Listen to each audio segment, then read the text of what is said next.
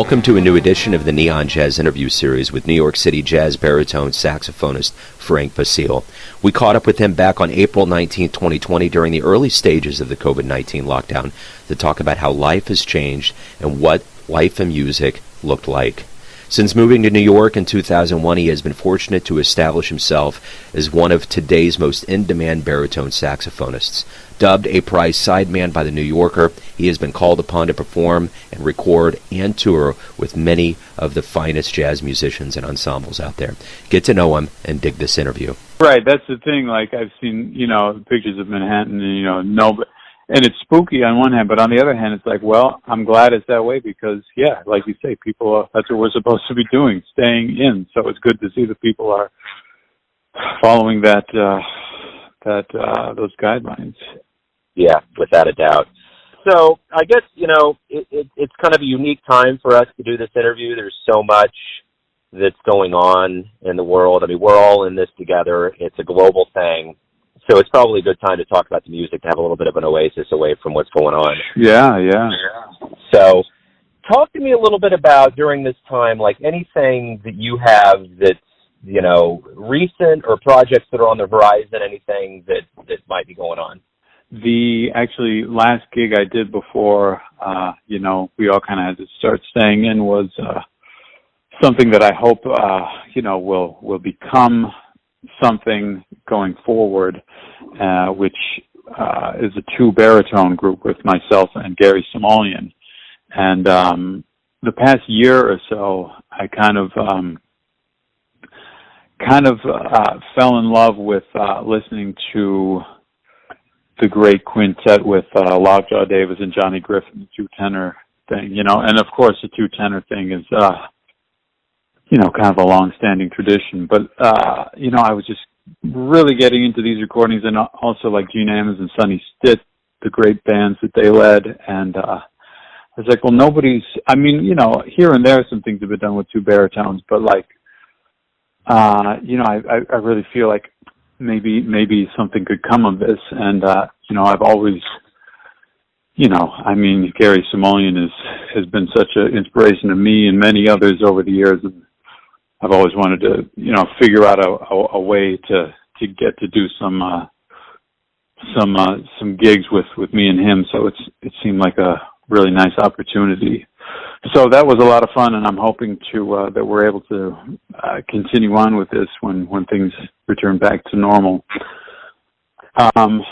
So that's one of the things. I also have a quintet record coming out. It's a kind of a co-led thing with me and a really great tenor saxophonist named Sam Dillon. And we just recorded this past November for the Cellar Live label, which is run by he's also a musician, a great saxophonist named Corey Weeds in Vancouver. And we actually recorded out at Rudy Van Gelder's studio, which was amazing. And, the sound it's great. The sound on the record and everybody played really great. So I'm actually really looking forward to the release of this, which, I don't know. Actually, they may go ahead with releasing it soon, maybe within the next few months or so. But again, with that band, I'm hoping, we'll be able to hang on to any sort of momentum. We had done a few gigs leading up to the recording, and so that's another thing that's been on my plate recently. And also, the last release that I had was something revisiting the great Slide Hampton octet that he had in the late 50s and early 60s. Over the years, I transcribed a whole bunch of that music, and it was just kind of an idea, and we invited Slide actually to some of the rehearsals we were doing, and he liked what he heard, so this became a thing, and we've done some gigs, and we did a recording, so hoping we can continue on with that as well. So those would kind of be the main things on the docket at this point for me. You kind of dotted around. You went from Illinois to Nebraska, ended up at North Texas. Talk to me a little bit about your early years and how you got into jazz and kind of how things started steamrolling for you.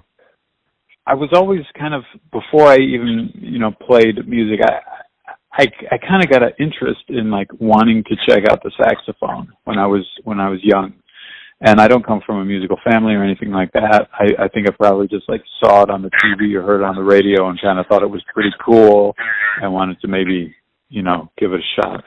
Well, long story short, I was able to start instrumental music while I was growing up in Omaha in the 5th grade. I started a year of clarinet because that's what the band teacher recommended. He said, if anybody wants to play saxophone, I recommend they start on clarinet. So I did that, and then I switched to saxophone, I guess in the 6th grade, alto. And even at a young age, I just was, I know I had a lot of, I just had a good time playing, it was just something I enjoyed, and so I wanted to keep going with it. And I guess here and there, you get exposed to a little bit more jazz type of things, especially if you're a saxophone player. That's kind of the route if you're on that instrument. So I get to middle school and they have a jazz band, and I thought that was like the coolest thing ever. So I was playing in the jazz band in middle school, and around that time was when I made the switch to baritone. I heard an older student, they had a saxophone quartet, and I think that was maybe like the first time I'd ever like seen or heard a baritone. And I thought, man, that's pretty cool. But the school only had one, so I had to wait till this guy graduated in order to get a chance to try to play it. So the next year when he graduated, I think the band teacher actually let me take it home for the summer, and which was pretty cool. And so I messed around with it, and I really liked it, and I kind of made the switch in middle school, and just kind of continued on from there, and get to high school again. Like I was like, I want to play in jazz band, and things just snowballed from there. I had some friends in high school who were like a year older than me, and they had like a combo in Omaha. They had like a quartet, and I would go out to their gigs, and there were a couple times where their saxophone player couldn't make it, so like they, I ended up playing some of my first gigs with that band. And there were a few guys around town in Omaha who took pity upon me and would let me sit in on their gigs and stuff. So even at a young age, just, sitting in on somebody's gig at a coffee house, there's really something to be said for, real world experience, if you want to say, even if it's something as small as that. And, there was a great, jazz workshop in Omaha when I was growing up that I did for a few years. And, you kind of learning the basics and stuff like that. And, I was able to study with a few people privately in Omaha, which was a great help. And then from one of my teachers who, years earlier had gotten his master's at North Texas, he was kind of the person that suggested I check it out down there to check out, going there for college. So I actually had a friend down there, and I checked it out, and I liked what was going on, and it was also very affordable. So anyway, I won't keep going on, but feel free to stop me at any point. No, that's good. That's kind of the narrative that I wanted to weave together. And so when you did finally get to New York, and you're obviously in the hotbed of everything, were you nervous? What kind of culture shock was that to get to that city? Well, to be honest, I think once I got to school to North Texas, at some point I kind of just decided that I really wanted to at least give New York a shot, because like you said, it's really the hotbed. There's some other cities with some good scenes, even, Kansas City has a nice scene, Chicago's got a nice scene, but nothing really compares as far as like the depth and the breadth as the scene in New York.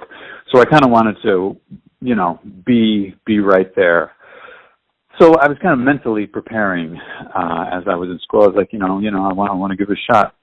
So, I don't think anything can really totally prepare you, but, in my mind I was mentally preparing. And the other thing that kind of helped in my favor too was that, there's so many students from North Texas who end up in New York. So before I really had any, real firsthand New York connections, I did have kind of a pool of people that I kind of knew either firsthand or secondhand, just from North Texas, that were already in New York, that I was able to, reach out to and things like that.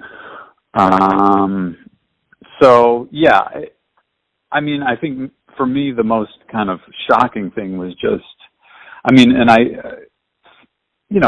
took steps to prepare, but just, the cost of living and stuff like that. I mean, to me, that was the biggest thing to get used to. So, after all of this time of performing and being out there and doing it, what do you like best about being a musician? Well, there's so many things. I forget who said it, but there was a quote that really kind of strikes me as very, very true, and it goes a little something like, the reward for being a jazz musician is playing jazz. If you want to do this, you really have to be committed, and you really have to be committed to the music, and just be doing it because you get a certain fulfillment just from playing the music and trying to improve every day and that sort of thing. So, I guess the thing that I enjoy most about it is just the fact that I'm able to keep doing this and keep, trying to get better. And, I guess the other thing is kind of related, but just kind of, there's downsides of this as well, but, to quote, like be your own boss or whatever, you don't really have to answer to anybody. Of course, the downside of that is it's a pretty unstable sort of way to make a living, but I think it's just the motivation that drives, musicians and jazz musicians, just because of the love of the music. Let me ask you this. We're kind of in this modern era of COVID-19 and uncertainty and all this, that, and the other. Talk to me a little bit about what you hope might be the revelations that we get when we all get back on stage and in the crowd, that we realize and that we carry into this. Well, I feel like, I don't want to get, dive too deep into this, but I really feel like the revelations will hopefully be more sort of like, realizing that people need health care and that people need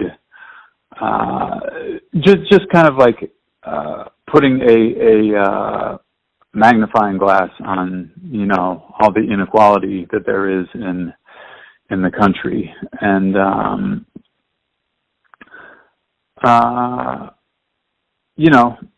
and the need for people to kind of listen to science and heed, facts and things like that. So those are my hopes right now. As far as music goes, who knows what that, you can only pontificate at this point. I hope things return to a certain level of normalcy, but I don't think that will be for a while, Yeah, unfortunately, yeah, I think so. So what was the first I just think, we just have to write it out. It's going to be tough. People gotta, we don't want this to turn from bad to worse, I think people just need to stay in like they're supposed to, and like I said, just got to write it out. Yeah. So, what was the first live jazz show that you ever saw that made you think that that's what you want to do with your life? Well, let me. I'll answer that, but first, let me say, I think I've told this story before too, but the real kind of revelation for me was I I was in high school. You know, I was kind of interested in music. Hadn't really thought about, you know, trying to make a career or a living out of it. And at that point, I hadn't really heard anything that, you know, I heard some things that I thought were pretty cool, but like I really hadn't heard something that had really like hit me, like really like moved me. And I happened to be one night at home listening to the radio, and they played, and this was a brand new recording at the time, but what they played, and it was this baritone solo, and I just had never heard anything like this, and I was like, you know, I was just rapt, and I had a tape in the thing, and I pressed record, and I was recording out the radio, and it turned out to be the very first Mingus Big Band record with Ronnie Cuber playing Monin, which of course now is very ubiquitous. It's all over the place, but at that time it was a brand new thing. Well, not brand new because Mingus had originally recorded that in I think '58, but I heard that, and that's what really, I mean, that, in a way, I think that was almost like a life-changing kind of moment. That the fact that I was right there listening to that, and it had such a big effect on me. I was like, you know, I want to do that. Like, you know, I was just amazed at the sound and the playing that I heard from Ronnie Cuber. But so that was a recording. Your question though was like a live thing. Well, I mean, I will say that actually, I guess it was a few years after that, but I had never seen Ronnie Cuber play live, and I saw that he was playing in Chicago a few years later, and I went all the way from Omaha to Chicago just to hear Ronnie Cuber play. That was, you know, that was really something.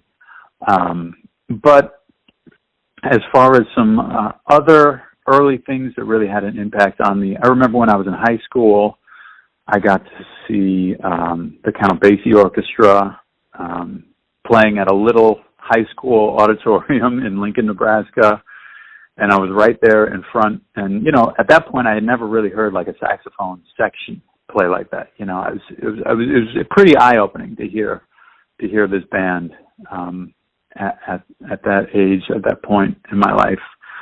And you know, a lot of big bands. I remember hearing the Carnegie Hall Jazz Band play in Lincoln, which was quite an inspiration. And I think I heard the Lincoln Center Orchestra around that time when I was in high school. And so those were some early on things. I even actually, you know, I don't really cite Jerry Mulligan as a direct influence to me, but I will say I'm glad I had the opportunity. I actually got to see him play before he passed away. I think it was just before he passed away. His quartet came through Lincoln, Nebraska as well, and I got to see. So you know, that was a experience I'm glad to have had as well.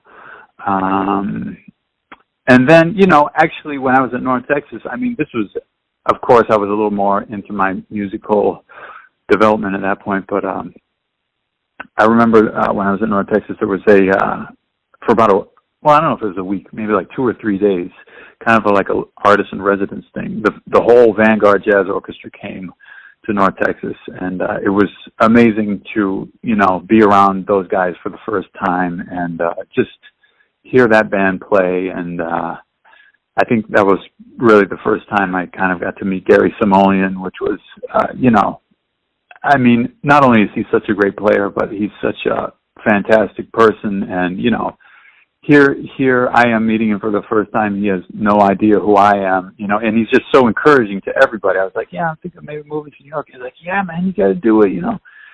So just to feel that level of support and encouragement from, you know, like a monster of the music was really heartening, and I really appreciated that.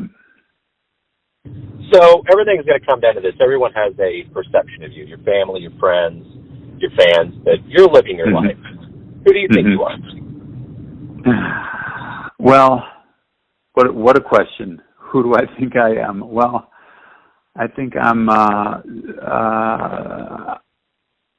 someone who is, for better or for worse, I kind of tend to see things kind of in a black and white sort of way. And, I say for better or for worse because there's the upside of that and the downside of that. But I feel like that may have a lot to do with me and with who I am. And, I feel like I'm someone who is always trying to do the best they can and always trying to be as honest as I can, and someone who, I mean, that's a very broad question.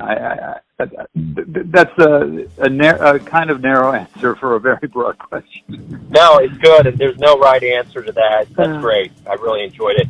Hey, man, thank you for taking a little time out today to talk about jazz. It's one of the more unique, extraordinary times for the whole planet, so thank you for taking a minute out. Well, I appreciate it. Thanks for having me on. Thanks for listening and tuning in to another Neon Jazz interview, where we give you a bit of insight into the finest cats in New York, Kansas City, and spots all over the world, giving fans all that jazz. And thanks to Frank for his time, music, and story. If you want to hear more interviews, go to Famous Interviews with Joe Domino in the iTunes Store. Visit neonjazz at youtube.com, and for everything Neon Jazz all the time, go to the neonjazz.blogspot.com. Until next time, enjoy the jazz, my friends.